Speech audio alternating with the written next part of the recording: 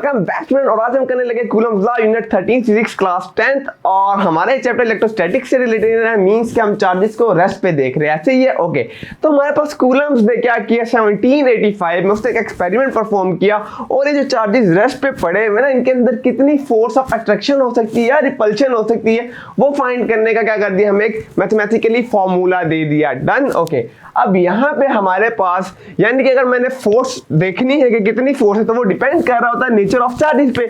क्या वो positive negative है या पॉजिटिव पॉजिटिव है, नेगेटिव नेगेटिव है, ये उसकी क्या है नेचर है चार्ज की। डन। ओके, फिर क्या हमने मैग्नीट्यूड पे भी वो चीज डिपेंड कर रहा होता है कि हमने कितने कूलम का चार्ज लिया है। जितना हमारे पास कूलम बढ़ेगा मींस कि उनके अंदर फोर्स ऑफ अट्रैक्शन और रिपल्शन भी क्या होगी, ज्यादा होगी। लेकिन हमने यहाँ पे जो मैंने 1 कूलम चार्ज लिया, लेकिन आपने बहुत ही स्मॉल चार्ज लेना है। डन। ओके, अब हम मैथमेटिकली प्रूव करते हैं कि इसका फॉर्मूला क्या निकलता है हमारे पास, ठीक है, और उसी से हम डेफिनेशन को भी देख लेंगे।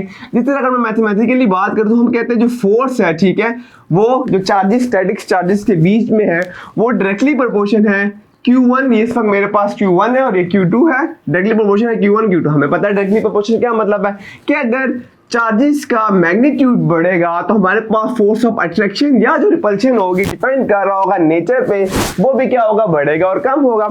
अब यहाँ पे मेरे पास अगर 1 कूलम चार्ज है और ये भी 1 कूलम चार्ज है, तो 1 एक कम वैल्यू, तो जाहिर सी बात है इनके अंदर जो फोर्स ऑफ अट्रैक्शन होगी, क्योंकि पॉजिटिव और नेगेटिव आपस में क्या करते हैं, अट्रैक्ट करते हैं, वो क्या होगी, वो थोड़ी सी कम होगी। और अगर मैं 1 से क्या कर 1 से बड़ा 1 कूलम चार्ज ले लूं, तो हमारे पास जो फोर्स ऑफ अट्रैक्शन या रिपल्शन होगी वो क्या होगी, वो ज्यादा हो जाएगी। एग्री करते हैं इस बात पे? ओके, यानी कि अगर चार्जेस का मैग्नीट्यूड कम होगा means numeric value, magnitude numeric value अगर कम होगी तो हमारे पास फोर्स ऑफ जो अट्रैक्शन या रिपल्शन होगी वो भी क्या होगी, वो भी कम हो जाएगी। ओके, ये उसका पहली बात थी, ठीक है।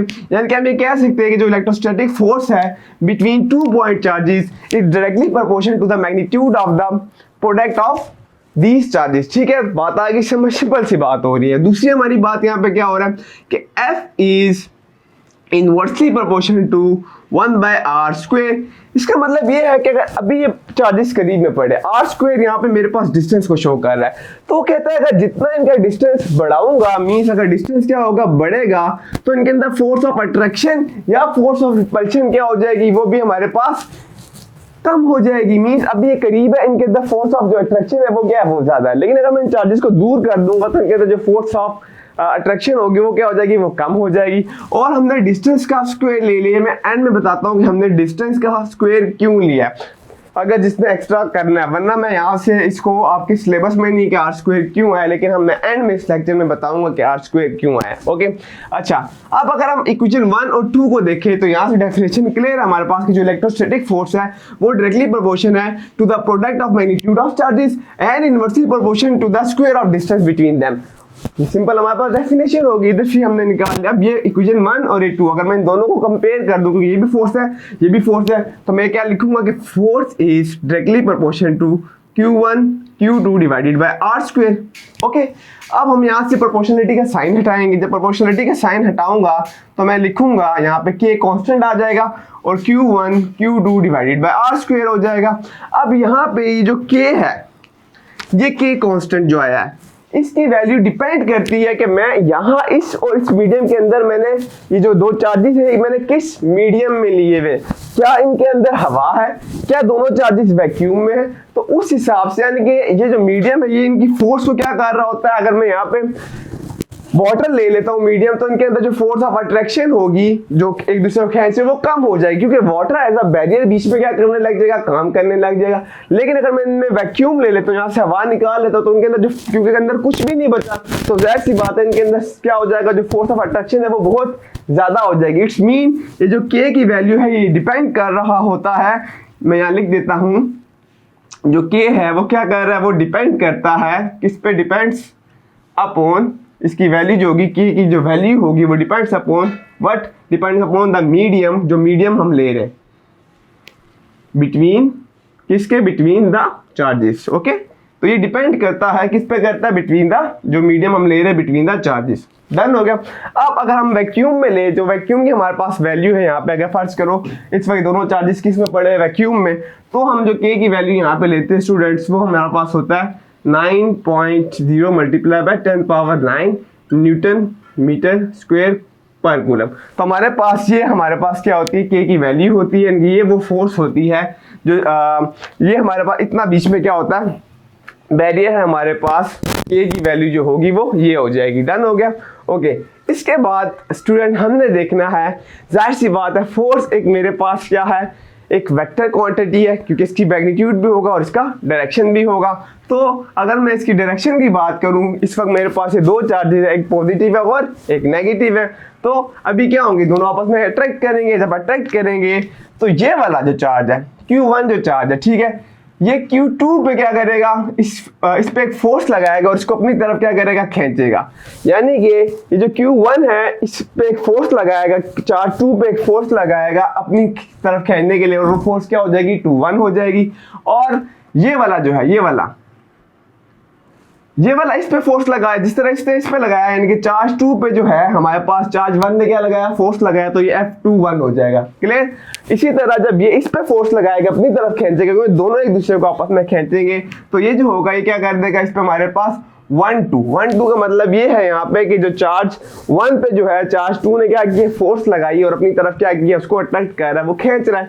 ओके, अगर अब मैं यहाँ पे देखूं तो ये एक किस्म का हमारे पास न्यूटन हमारे पास थर्ड लॉ ऑफ मोशन भी यहाँ अप्लाई हो रहा है कि हर एक्शन का कोई ना कोई डायरेक्शन है, लेकिन ऑपोजिट डायरेक्शन हो रहा है। यानी कि ये वाला अगर नीचे आ रहा तो ये वाला ऊपर आ रहा, तो हम ये भी कह सकते हैं यहाँ पर कि F21 जो है मेरे पास वो इक्वल है माइनस F12 के। इजिट के लिए हर एक्शन का डायरेक्शन है बट ऑपोजिट डायरेक्शन है। ओके, नेक्स्ट हम यहाँ पे अगर डायरेक्शन जो हम फाइंड आउट कर रहे हैं उसका मतलब है कि डायरेक्शन कहाँ जा रही होगी, जिस लाइन में ये चीज मूव कर रही है, इसका मीन्स कि अभी यहाँ से ऐसे जा रहा, तो जो लाइन जाएगी, जो हमारे पास जो हमने लाइन बनाई है, ये हमें इंडिकेट करेगा कि हमारे पास जो डायरेक्शन है फोर्स की वो कहाँ पे। ठीक है, तो डायरेक्शन ऑफ फोर्स जो होगा वो हमें कैसे पता चल रहा होगा, वो हमें ये लाइन, जिस लाइन में वो क्या कर रहे हैं, मूव कर रहे हैं, वो लाइन हमें बताएंगी कि वो किस डायरेक्शन में जा रहा है। डन। ओके, फिर हमने दूसरी चीज मैं शुरू में बता चुका हूँ, जो नेचर है, नेचर ऑफ हमारे पास जो नेचर ऑफ चार्जेस होगा, जो नेचर ऑफ चार्जेस है वो जाहिर सी बात है हमारे पास क्या, एक पॉजिटिव होता है और एक नेगेटिव, दो तरह की हमारे पास चार्ज है। तो जब पॉजिटिव नेगेटिव होगा तो इनके अंदर जो फोर्सेस होगी वो क्या होगा, वो आपस में अट्रैक्ट होगा। मीन्स आपने कह देना कि जब दो होंगे तो हमारे पास क्या होगा, अट्रैक्शन होगी, और जब दो डिफरेंट चार्जेस होंगे तो सिंपल वर्ड में अगर दो डिफरेंट सेम चार्जेस है तो फिर क्या करेगा, फिर वो रिपेल करेगा, और अगर डिफरेंट होगा तो वो अट्रैक्ट करेगा। Very easy. ओके स्टूडेंट, अब हम देखते हैं, जो मैंने कहा जहां तक आपका टॉपिक खत्म हो गया, लेकिन अगर आप ये जानना चाहते हैं कि हमने यहाँ पे आर स्क्वायर ही क्यों लिया, देखो अगर मैं यहाँ पे इस चार्ज को ऐसे बढ़ा रहा हूँ तो बस ठीक है ना, हमने आर क्यों नहीं लिया कि यार सिर्फ आर ले लेते, क्योंकि डिस्टेंस बढ़ता जा रहा, तो ओके कॉमन सेंस है। अगर हम दो मैग्नेट भी ले लें, अगर हम दो मैग्नेट के बीच में डिस्टेंस हम बढ़ाते जाते तो उनकी कशिश क्या हो जाती है, कम होती जाती है। तो सिर्फ आर क्यों नहीं लिया, हमने आर स्क्वायर क्यों लिया, उसकी वजह है, देखो हमारे पास जो चार्ज होता है ना, अगर ये मेरे पास इस वक्त चार्ज है, ठीक है, और जो चार्ज हमेशा जो होता है, ये एक पॉजिटिव चार्ज ले लिया मैंने, ये हमेशा इसकी फील्ड लाइंस होती है, इमेजिनरी लाइंस होती है, और जो फील्ड लाइंस होती है वो हमेशा क्या होता है, आउट ऑफ होता है, इससे मतलब 3 डायमेंशन होता है, यहाँ से भी आ रही होंगी फील्ड लाइंस, यहाँ से भी, यहाँ से भी, यहाँ से भी, हर जगह से आ रहा है। मीन्स के वो 3 डायमेंशन में उसके अंदर से क्या जा रही है, फील्ड लाइंस जा रही है। तो अभी हमारे पास एक फोर्स मैं ले लेता हूँ, और वो फोर्स में यहाँ पे क्या ले लेता हूँ, अपना यहाँ पे ये टॉर्च ही ले लेता हूँ। ठीक है, फर्स्ट कर लो ये एक चार्ज ही है, और इस चार्ज लाइट है, और ये क्या कर रही है, 3 डायमेंशन में क्या कर रही है, स्प्रेड हो रही है।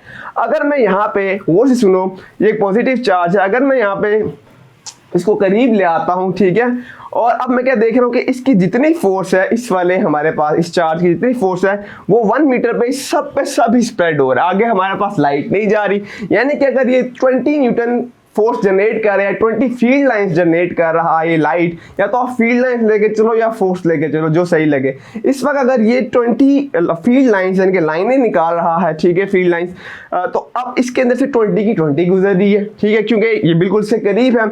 लेकिन अगर मैं इसको 1 मीटर पे दूर कर दूं तो अब मैं देख रहा हूँ, देखो काफी ज्यादा अब जो स्प्रेडिंग है वो आप देख रहे होगे बोर्ड पे चला गया। अब देखो अभी सबका सब इसके ऊपर है, लेकिन जैसे ही मैं दूर करूंगा तो अब आप ये नहीं कह सकते कि अगर पहले 20 फील्ड लाइंस जा रही थी और अब कितनी जा रही है, अब 10 नहीं, अच्छा खासा हिस्सा कहाँ चला गया, बाहर की तरफ चला गया। तो इस वजह से, क्योंकि ये एक स्फेयर है और स्फेयर का जो हमारे पास एरिया का फार्मूला होता है बच्चों, वो क्या होता है 4πr² होता है। ठीक है, मैं यहाँ पे थोड़ा इरेज कर देता हूँ। हमें पता है जो स्फेयर का जो एरिया का फार्मूला होता है, ठीक है, स्फेयर एक स्फेयर है गोल, ठीक है, उसका हमारे पास होता है 4πr²। अब देखो ये जो 4π है ये तो मेरे पास एक कांस्टेंट वैल्यू, पीछे क्या बचा, r² बचा। इट्स मीन कि जब चार्ज यहाँ पे 3 डायमेंशन में हर तरफ क्या कर रहा है, स्प्रेड आउट हो रहा होगा, और दूसरा चार्ज जब उससे दूर होता जाएगा तो हम उस फर्स्ट 1 सेंटीमीटर था या 1 मीटर था, जब दूसरा हमने 2 मीटर लिया तो हम यहाँ पे 2 मीटर का क्या लेंगे, स्क्वायर लेंगे, क्योंकि यहाँ पे उसके ऊपर जो दूसरे चार्ज पे जो फील्ड लाइंस की जो खींच रही है उसको अपनी तरफ, वो सारी उस पे नहीं पड़ रही होंगी। ठीक है, क्योंकि कुछ हिस्सा हमने देखा वो ऊपर की तरफ क्या हो जाएगा, स्प्रेड आउट हो जाएगा, और कुछ हिस्सा खाली इस पे पड़ेगा। यानी कि अगर मैं इसका फर्ज कर लो हमारे पास 20 लाइंस पहले गुजर रही थी और 1 का स्क्वायर 1 ही होता है, तो यहाँ पे तो मेरे पास क्या होता है कि फर्स्ट मीटर पे जो था मैंने दिखाया कि हमारे पास 20 फील्ड लाइंस गुजर गई, तो हमारा आंसर क्या आ गया 20। लेकिन अगर मैं 2 मीटर की दूरी पे हो जाऊंगा तो इट्स मीन अब मैं 1 पे नहीं डिवाइड करूंगा, 2 पे करूंगा, और 2 के स्क्वायर पे डिवाइड करूंगा, और 2 का स्क्वायर मेरे पास क्या होता है 4। तो यहाँ पे मैं 4 के साथ जब डिवाइड करूंगा तो सिर्फ 5 जो होंगी फील्ड लाइन इसमें से गुजरेंगी, और बाकी आपने देखा कि काफी ज्यादा जो थी लाइट कहाँ पे चलेगी, वो स्प्रेड आउट होगी बोर्ड की तरफ। तो ये वजह है कि हम यहाँ पे r² लेते हैं। होपफुली समझ आ गया होगा। फिर भी कोई क्वेश्चन है तो कमेंट सेक्शन में आगे पूछो। #peace out। मिलते हैं नेक्स्ट वीडियो में।